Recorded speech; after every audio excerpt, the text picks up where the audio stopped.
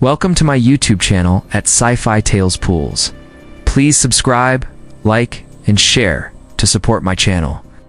The Great Hall was filled with silence. The sound of boots and armor echoed against the high stone walls, as the guards stood still in their places. At the center of the hall sat Queen Alara on her throne. Her crown shone under the light of burning torches, but her eyes showed sadness. The war had been long and cruel. Her people had fought with all their strength, but the enemy grew stronger every day. The queen looked at her council. They whispered about surrender, about giving up the fight. She knew what that meant. If they surrendered, her kingdom would fall, her people would be broken, and her family name would be forgotten. Her heart felt heavy, but she kept her back straight. She could not show weakness, even when hope was slipping away. Among the crowd in the hall stood Daniel Hart. He was not a soldier or a noble. He was just an ordinary man, one of many who had come to hear the queen's words.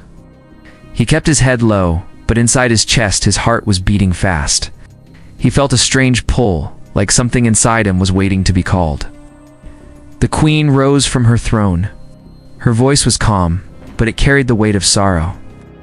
She told her people that they had given everything, that they had fought with courage, but the end might be near.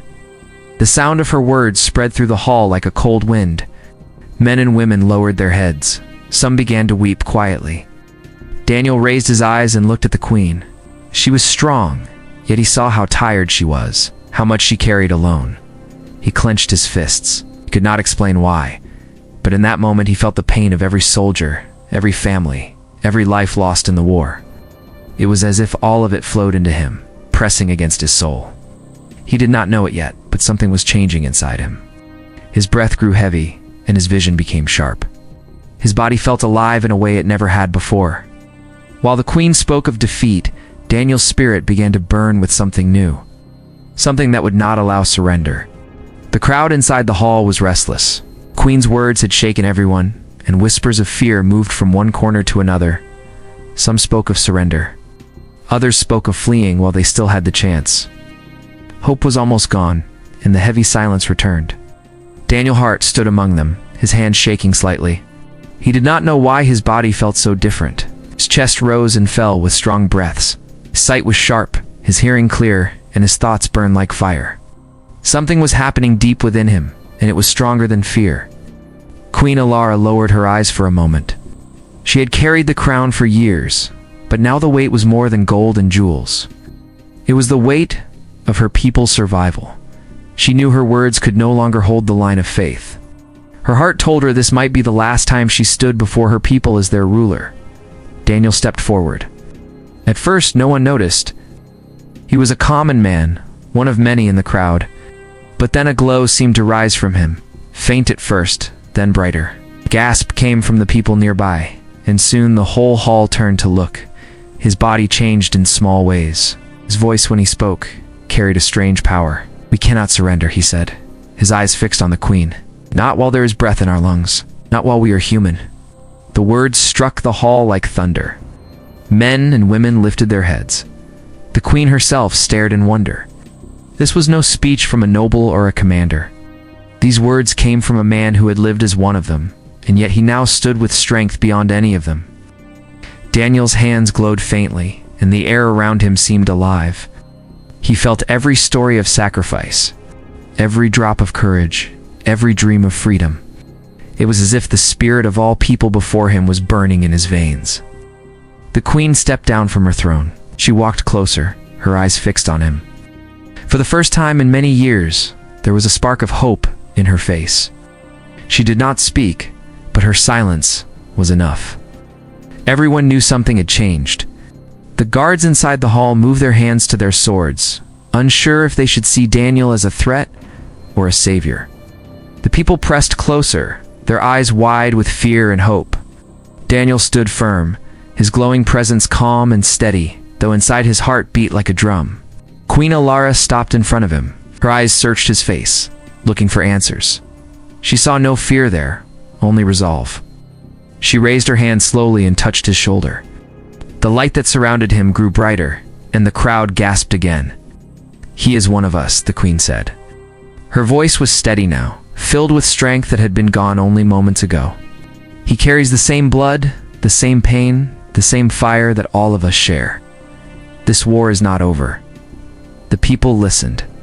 Some cried, some shouted. Soldiers who had come only to hear words of surrender now stood tall again. They looked at Daniel as if he was the proof that hope had not died. Daniel turned to face them.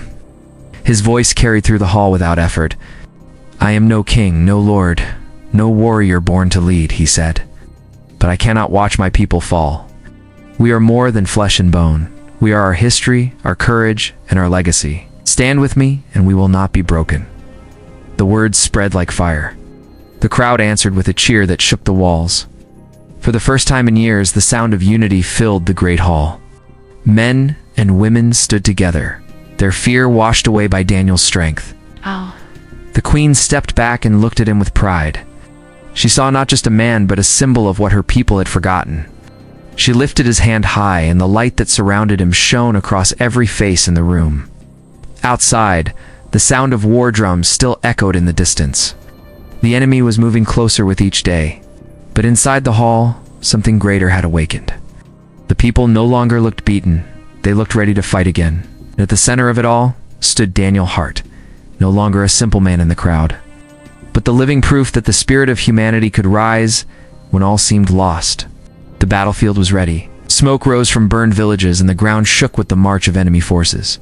Their drums beat like thunder, steady and cold. The kingdom's army stood waiting, but their hearts were no longer filled with despair.